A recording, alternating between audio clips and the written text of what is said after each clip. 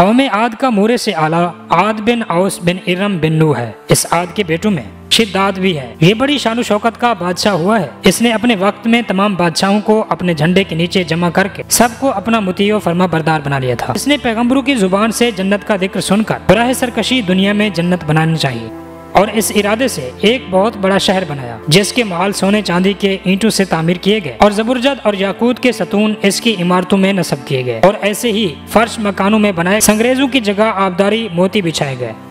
ہر محل کی گرد جواہرات پر نہریں جاری کی گئیں، قسم قسم کے درخت زینت اور سائے کے لیے لگائے گئے۔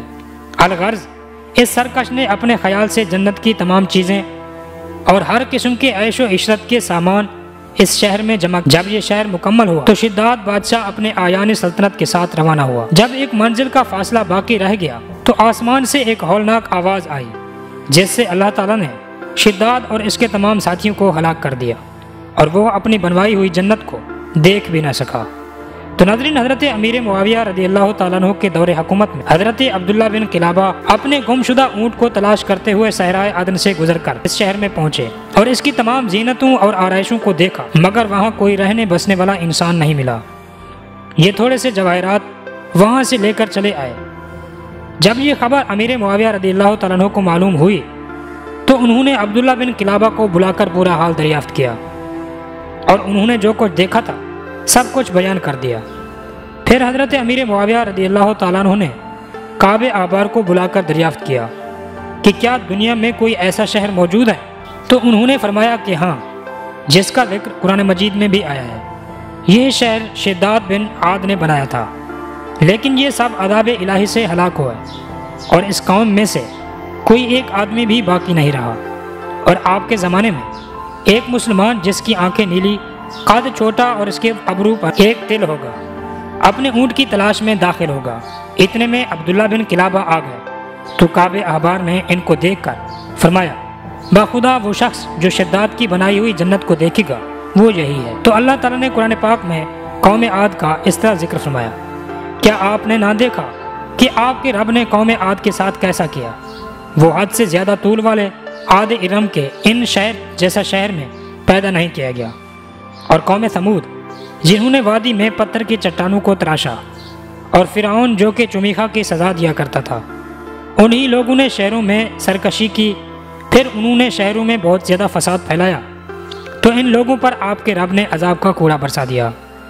تو ناظرین اس میں درس ہدایت یہ ہے کہ اللہ تعالیٰ کو بندوں کی سرکشی اور تکبر و غرور بے حد ناپسند ہے۔ اس لیے خداوند قدوس کا دستور ہے کہ ہر سرکش اور متکبر قوم جس نے زمین میں اپنی سرکشی اور ظلم و عدوان سے فساد پھیلایا، اس قوم کو قہر الہی نے کسی نہ کسی عذاب کی صورت میں ظاہر ہو کر ہلاک و برباد کر ہی دیا۔ شداد اور قوم عاد کے دوسرے افراد سب اپنی سرکشی اور تکبر کی وجہ سے خدا کے مبغوض ٹھہرے، اور جب ان لوگوں کا تمرد اور ظلم اس درجہ بڑھ گیا کہ روئے زمین کا ذرہ ذرہ ان کے گناہوں اور بدعمالیوں سے بلبلا اٹھا، تو خداوند قہار و جبار کے عذابوں نے ان سب سرکشوں اور ظالموں کو تباہ و برباد کر کے صفحہ ہستی سے حرف غلط کی طرح مٹا دیا۔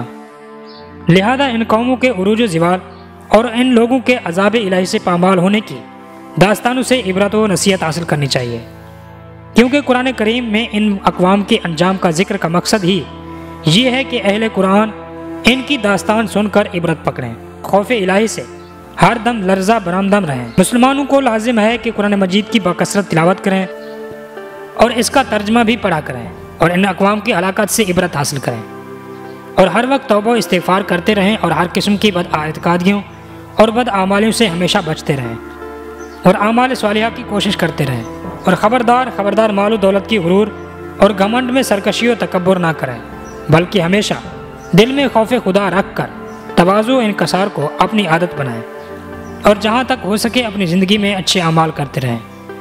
تو ناظرین، امید ہے کہ آپ کو اور مجھے بھی اس واقعے سے عبرت حاصل ہوگی۔